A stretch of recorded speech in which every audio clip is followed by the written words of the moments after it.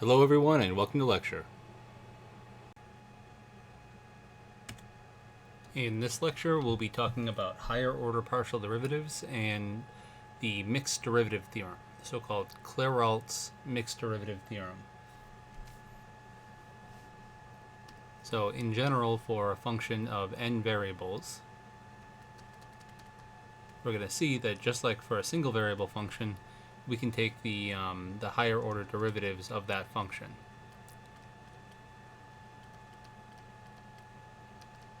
As long as the function is smooth enough.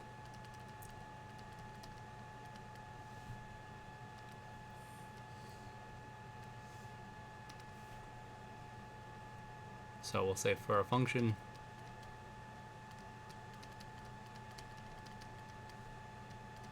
of n variables,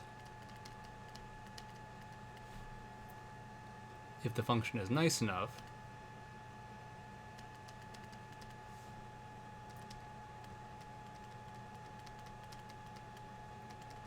or smooth enough,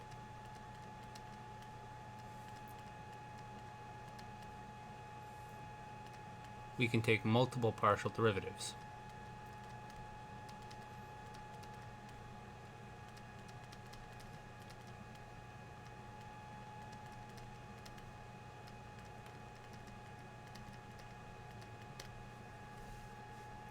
So what this is saying is that if f depends on x1, x2, say there are n total dependencies that the function f has, maybe its output, say we can call it w, then we've seen how that in general for the first partial derivative, this function will have n first order partial derivatives. You could ask how many second partial derivatives or third partial derivatives, or really even kth order partial derivatives does this function have?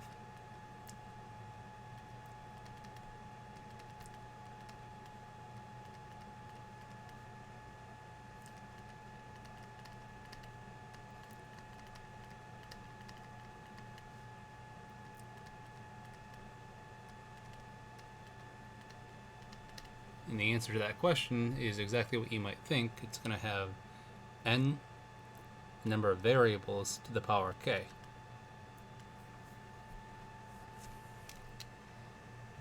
And what we're going to focus on in this lecture is just a couple different examples for a function of two variables, but this formula is general. In general, if say you have a function of three variables and you want to calculate all fourth order partial derivatives for a function of three variables, the number of fourth order partial derivatives that a function of three variables is going to have is going to be 3 to the power k, or 3 to the power 4. So let's look at this for a function of two variables, and we'll look at the second order derivatives, or second order partial derivatives,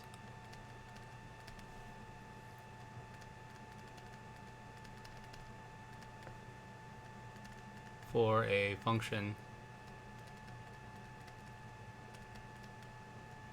of two variables.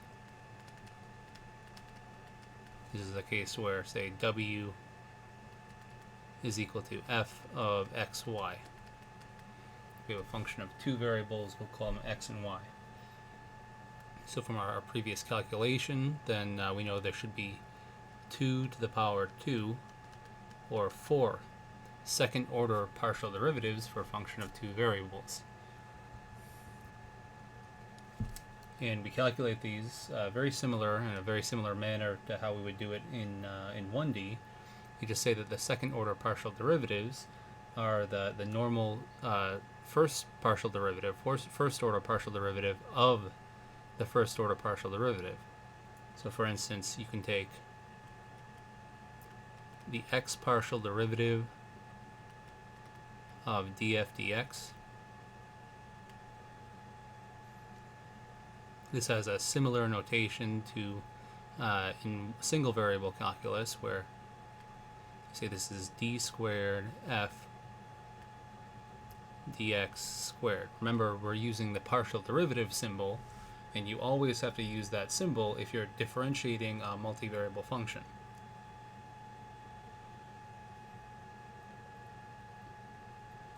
We can also use a variation on our subscript notation to write this as f sub x sub x. So in the subscript, if you have two x's here, this means the x partial derivative of the x partial derivative of x, which is why it's sometimes also written as f x x, like this in the subscript.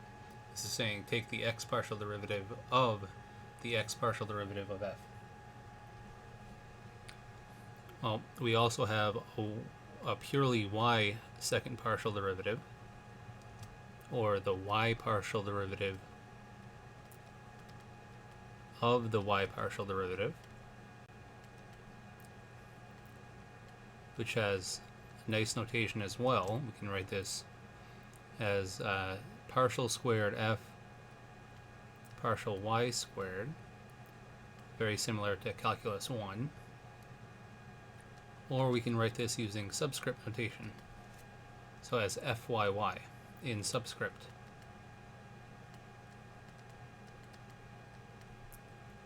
Which again stands for the y partial derivative of the y partial derivative of f. And now you might say that these are only two partial derivatives here. What more do we have? We're supposed to have 4. And this comes in where we look at, well, the other possible derivative combinations we can have of the second order. The first one being that we could say take the x partial derivative of the y partial derivative of the function f. This is saying take the y partial derivative of f and then take the x partial derivative of that. And this has also has a very nice fractional notation. It's called the Leibniz notation, where this is, you just put partial y, partial x in the denominator here. This denotes taking the y partial derivative, or the x partial derivative we want of the y partial derivative. So I'm going to erase that, change that. This means take the y partial derivative first of the function f, and then take the x partial derivative of that. Now, the subscript notation for this, you want to be very specific with it. Typically, I'd say the most normal way of writing this is to write this expression right here as fyx,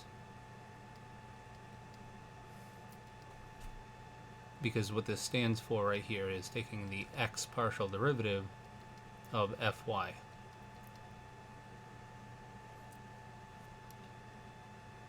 Which is in general a completely different process than taking the y partial derivative of the x partial derivative of f. And that's our fourth partial derivative here for a function of two variables. And these are all the second order derivatives, or second order partial derivatives for a function of two variables.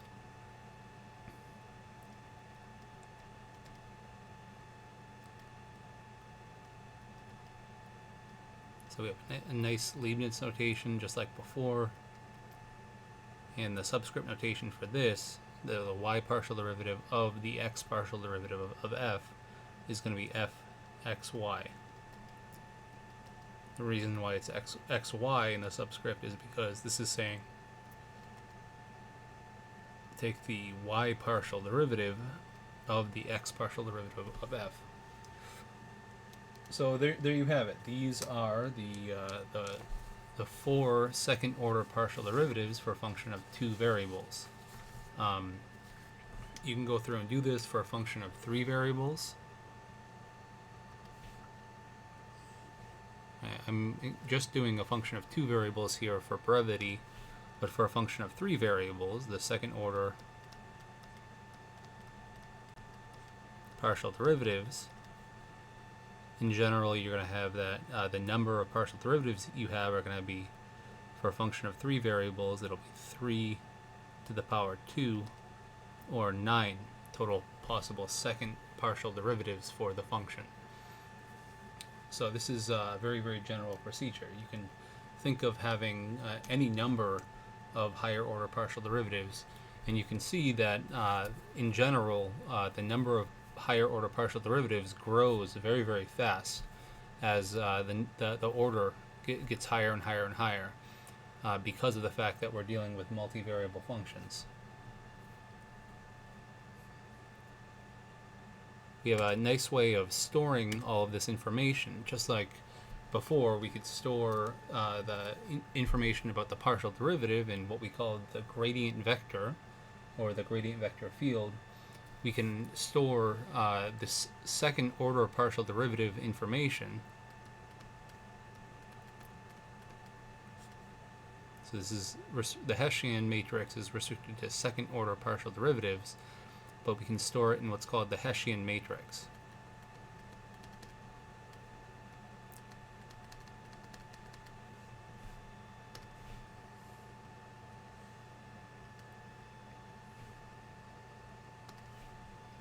So the Hessian matrix is a matrix or 2x2 array. I shouldn't say 2x2 because the Hessian matrix could be larger depending on the size of the function. So we'll say it's an n by n array.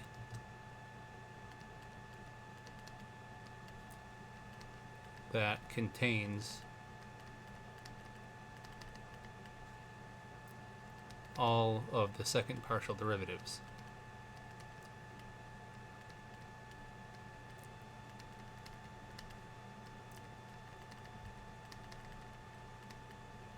Or second order partial derivatives for a function f.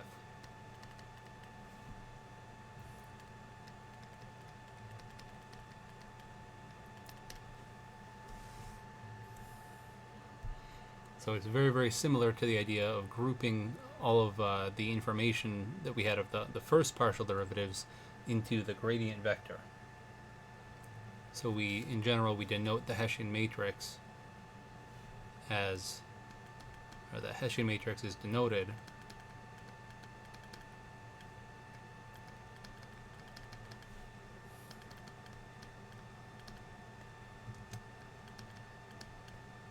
by a capital H with F next to it. So that's what we call it. And we say that for, say, a function of 2 variables, or in 2D, HF is going to be a 4x4 or 2x2 or size 4 matrix containing all of the second order partial derivatives. So the first component of the matrix is fxx. The second component of the matrix is fyx. And then the third component of the matrix, or the 2, 1 component of the matrix, is going to be fxy. And the last component of the matrix is going to be fyy. And if we kind of store all of the the second order partial derivative information into this matrix, we have all of the rate of change information for the function of the second order. We're going to see that this matrix is very important when we do things like classify critical points of a function. And the reason that we write it in this order is because it might help to kind of see this as, right, this right here is the first row of this matrix is saying it's like the x derivative, or the x partial derivative of the gradient vector. So it's the x partial derivative of fx is the first component, or the 1, 1 component. The next component is fy x. This component is fxy, and this component is fyy. So you'll remember that the gradient vector that we talked about before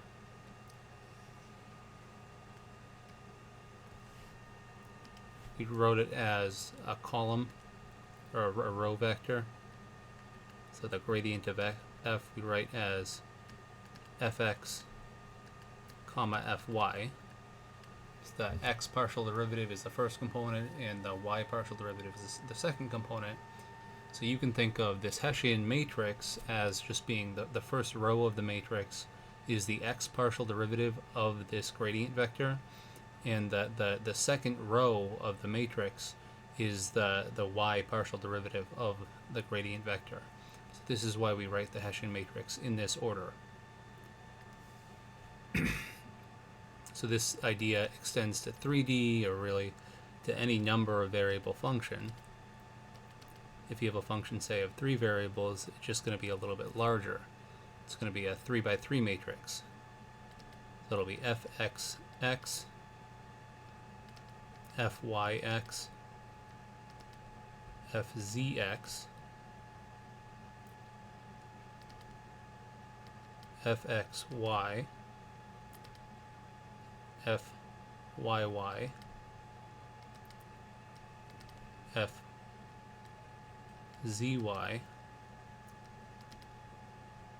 fzy, fxz, fyz, fzz. And so for a function of 3 variables, these are the Hessian matrix contains all of the second order partial derivative information for that function, and you have 9 total second order partial derivatives for a function of 3 variables, because the gradient vector of a function of 3 variables is going to contain 3 first order partial derivatives.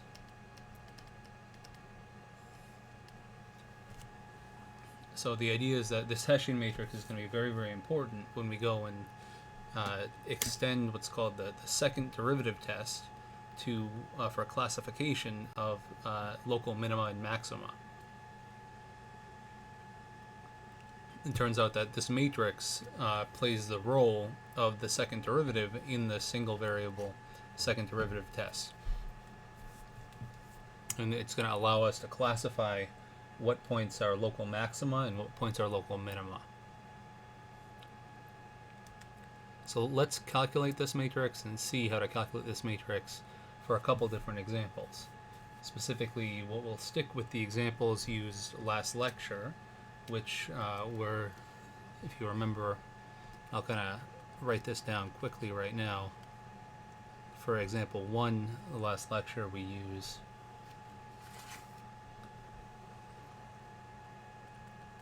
the function f of x equal to 5x squared, f of x y, I should say.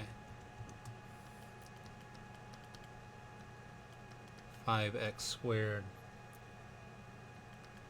plus 4xy plus y squared, where we calculated the x partial derivative to be equal to 10x plus 4y, and the y partial derivative to be equal to 4x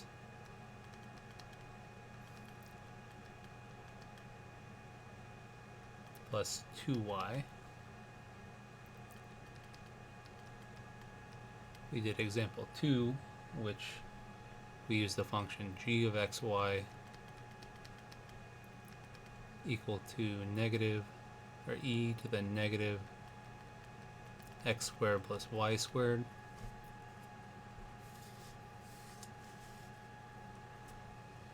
For which we calculated that gx, the x partial derivative of this function, was negative 2x e to the negative x squared plus y squared. And we calculated gy to be equal to negative 2y e to the negative x squared plus y squared. And then lastly, we used example 3,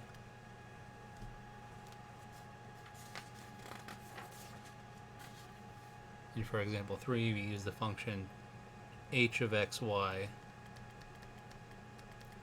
is equal to x times y times e to the negative x squared plus y squared.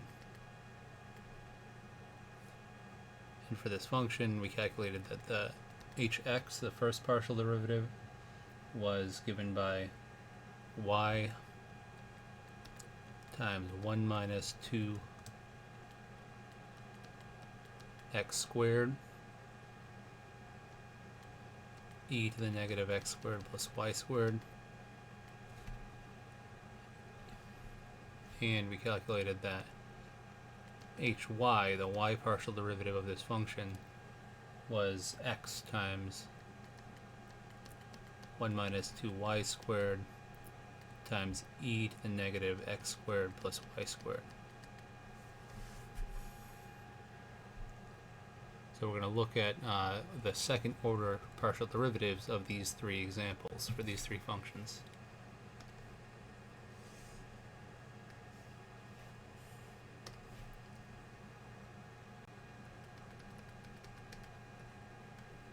So for example 1, we can go through and calculate the second order partial derivatives by going through and looking at the partial derivatives in each case of what we have obtained for our first partial derivatives.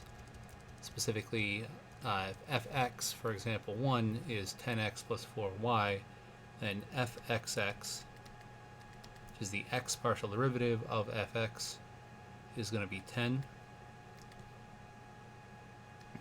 Fyy, which is the y partial derivative of fy, is going to be 2. Fxy, which is the y partial derivative of fx, is going to be 4. And then fyx, which is the x partial derivative of fy, is also going to be 4. So the Hessian matrix for this function is going to be the matrix 10,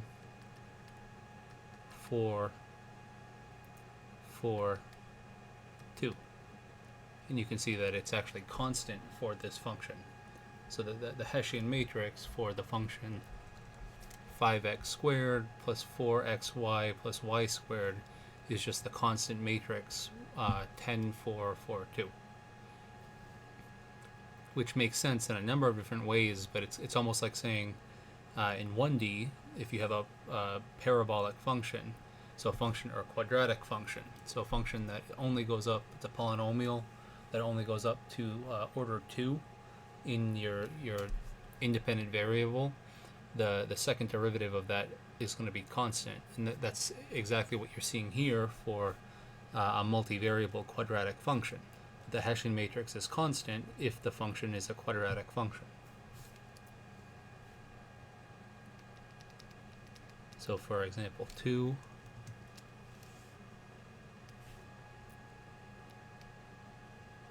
when we go through and compute our second order partial derivatives, it's a little bit longer because fxx is going to be the x partial derivative of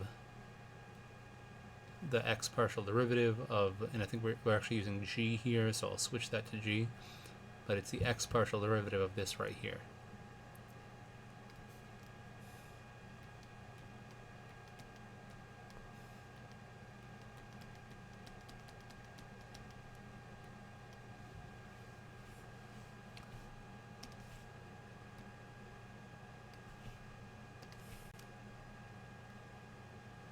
Gxx.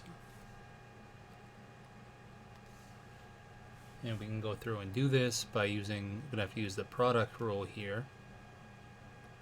This is the same thing as negative 2 times the derivative of x, which is 1, times e to the negative x squared plus y squared. You have to add to that then x times the derivative of e to the negative x squared plus y squared with respect to x, which is going to give us negative 2x e to the negative x squared plus y squared from the chain rule.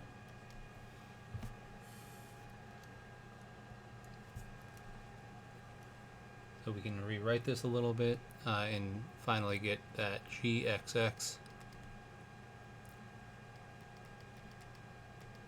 is going to be equal to negative 2 times 1 minus 2x squared e to the negative x squared plus y squared. And this expression right here is exactly the second partial derivative of g with respect to x.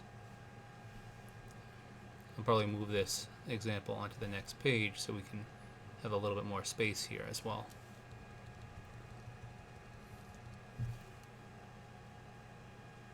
For gyy, I'm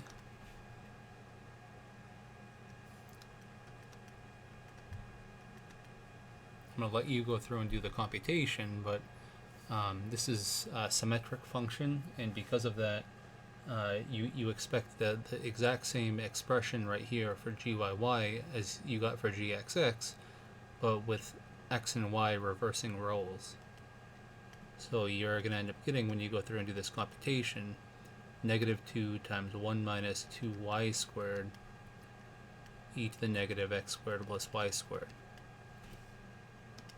So that symmetry argument that we introduced last lecture for computing partial derivatives is a very, very strong one. It also applies to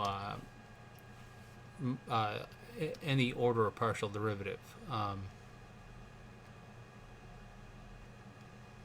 So you can use the symmetry, but I would recommend going through and calculating that in your own to verify that is in fact what you get when you go through and take the partial derivative.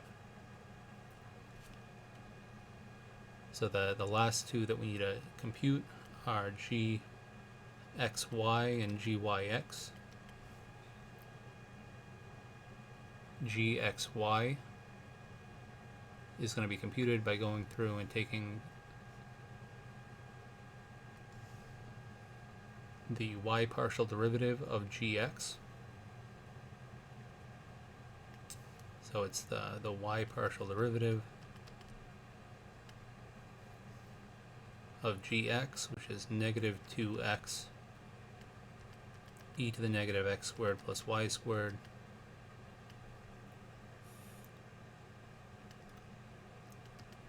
and when we take this y partial derivative, this is going to be negative 2x times just the y partial derivative of this expression right here, because we're treating x as a constant when we take the y partial derivative. That's negative 2x times negative 2y e to the negative x squared plus y squared.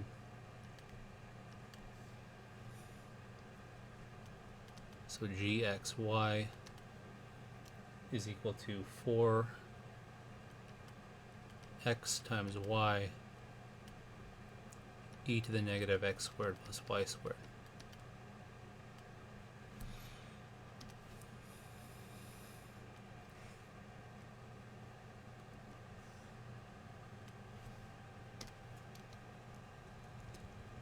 And the last partial derivative that we get for this function, we need to get for the function, is gyx.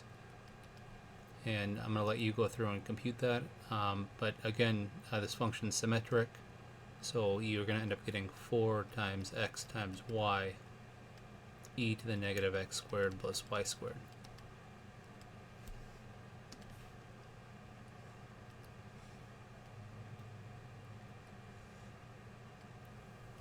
And what you should be noticing that's similar to the last example is that gxy for this function is the same thing as gyx. This is an example of a very, very nice property that we're going to see by the end of the lecture that's called the mixed derivative theorem, or Clairaut's mixed derivative theorem.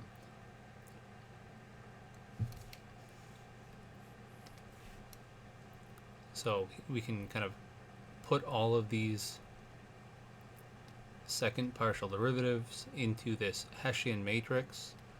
This stands for the Hessian matrix of the function g.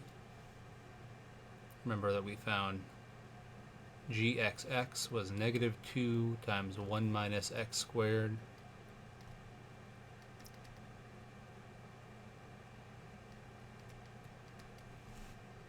and there should be 2x squared e to the negative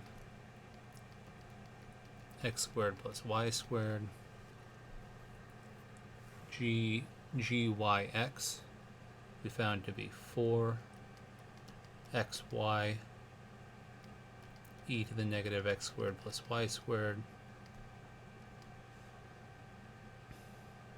gxy was 4xy e to the negative x squared plus y squared, and gyy was negative 2 times 1 minus 2y squared e to the negative x squared plus y squared.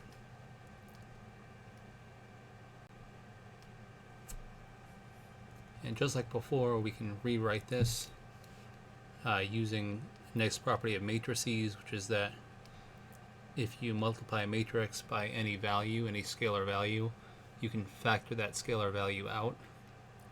So really this is the same thing as negative 2 times 1 minus 2x squared 4xy and then negative 2 times 1 minus 2y squared. All of this times the function e to the negative x squared plus y squared. And just if you want to use this and calculate the Hessian matrix, it involves calculating this value and then multiplying it by this matrix right here when you plug in for x and y. But this is the Hessian matrix for that function from example 2.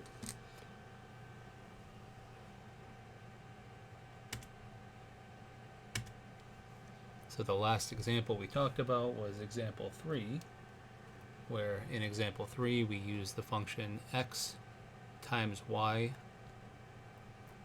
times e to the negative x squared plus y squared. And I'm just going to copy this down here so we have this information at our disposal.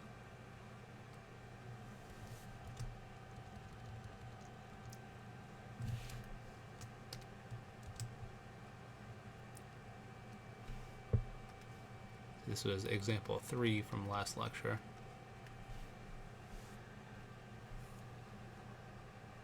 So to calculate hxx, or the x partial derivative of hx, we're going to need to calculate the x partial derivative of this expression, which is going to give us y is constant with respect to x. It'll be y times, and then we have to do the product rule on this expression. So it'll be the derivative of this will be negative 4x times e to the negative x squared plus y squared plus 1 minus 2x squared times the derivative of this expression right here, which will be negative 2x e to the negative x squared plus y squared.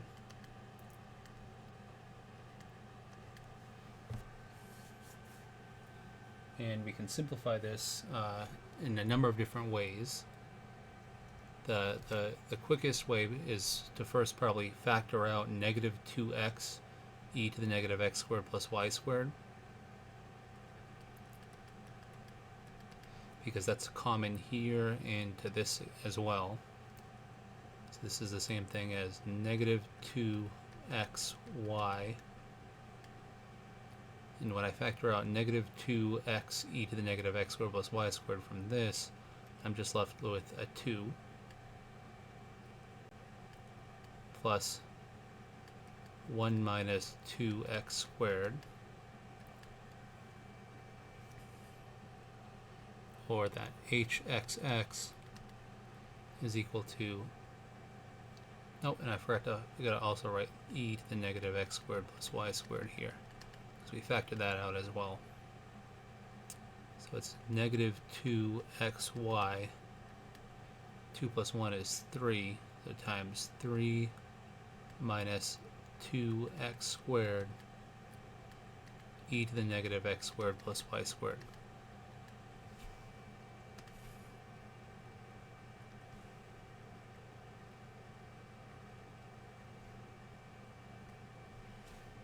So this is our hxx, our second partial derivative with respect to x. Because this function is, again, it's a symmetric function, so because of that, hyy is going to be equal to this exact same expression, but with y and x switched. It'll be negative 2xy times 3 minus 2y squared e to the negative x squared plus y squared.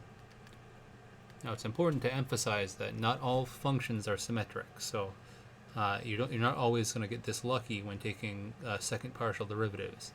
But if you have a symmetric function, I highly, highly, highly encourage you to utilize the symmetries of the function when you're going through and calculating the partial derivatives, because it greatly, greatly, greatly will speed up your calculations. You'll be able to calculate your partial derivatives much, much faster.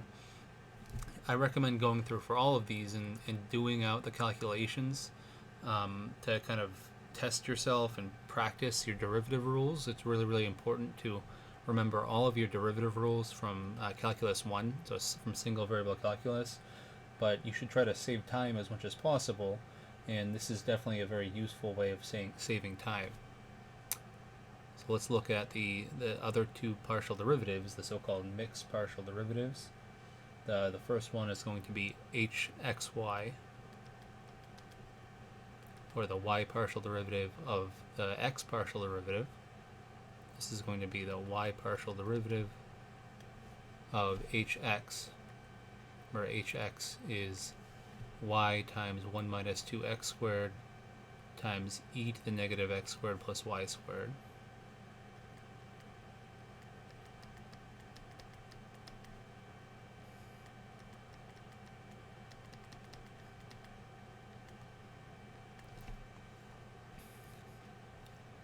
And this is the same thing as 1 minus 2x squared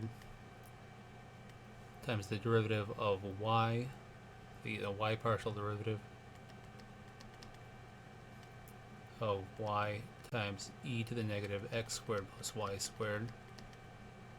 And we've calculated this a number of times before, back when we did the either, so you can think of when we did this,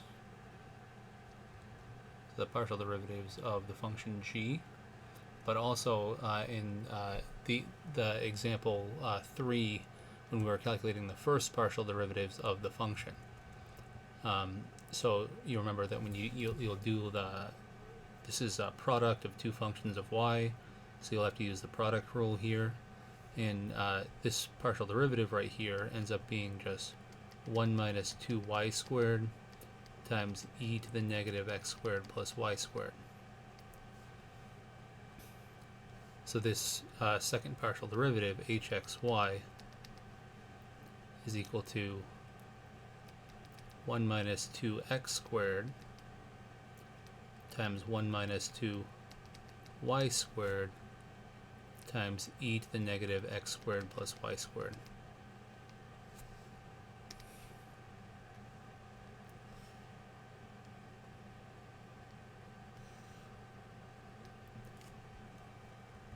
And I recommend that you go through and do the calculations for the last mixed partial derivative.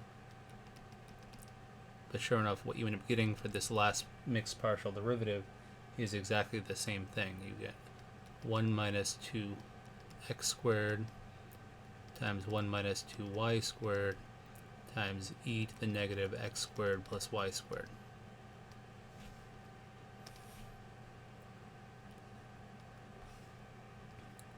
So I'm not going to do the calculations here, but I definitely recommend you going through and doing the calculations so you get some good practice in. But the idea here is that this now allows us to write the Hessian matrix of this function, specifically the Hessian matrix of the function h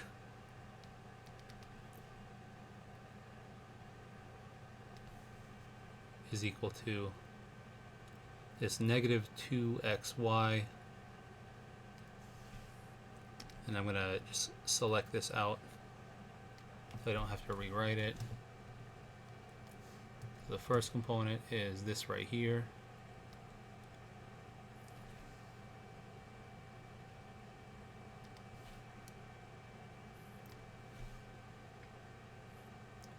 the next component is hyx, so it'll be this right here.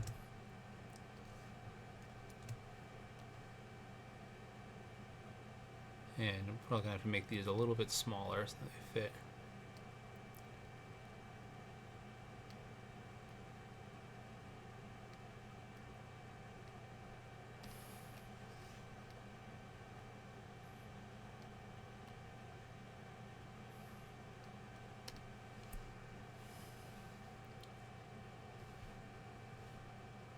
Be hxy.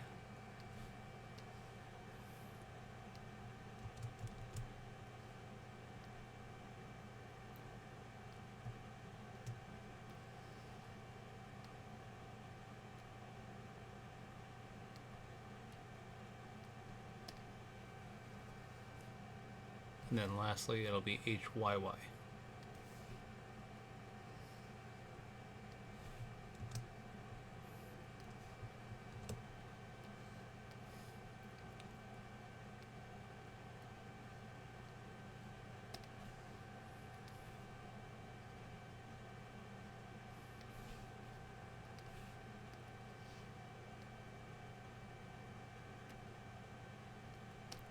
And this matrix is the Hessian matrix, or the matrix that stores all of the second order partial derivative information about the function.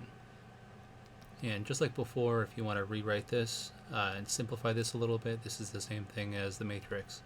Negative 2xy times 3 minus 2x squared, 1 minus 2x squared times 1 minus 2y squared, 1 minus 2x squared times 1 minus 2y squared, and negative 2xy times 3 minus 2y squared. So it's this matrix all just multiplied by the same scalar function, e to the negative x squared plus y squared. This is a more simple way of writing this big matrix right here. But the idea here is that this is a third example for which both of the mixed second partial derivatives are equal to one another. So this is hinting at a very, very big theorem in calculus and in mathematics, and this is called Clairaut's mixed partial derivative theorem, or mixed derivative theorem.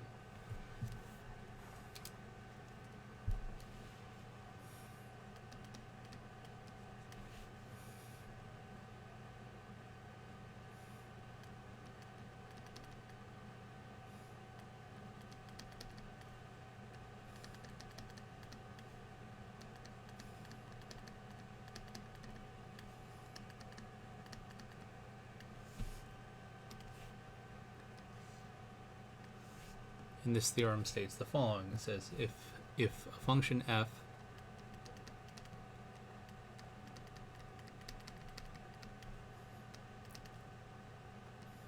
and its first and second partial derivatives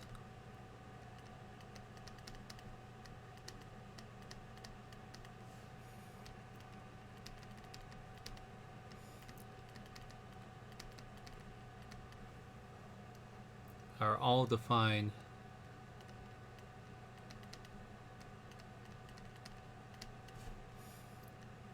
and continuous throughout a domain,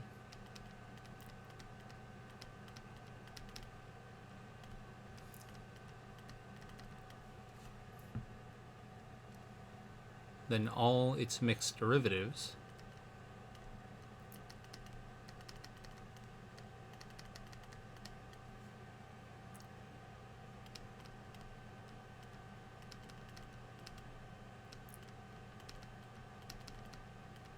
are equal to one another.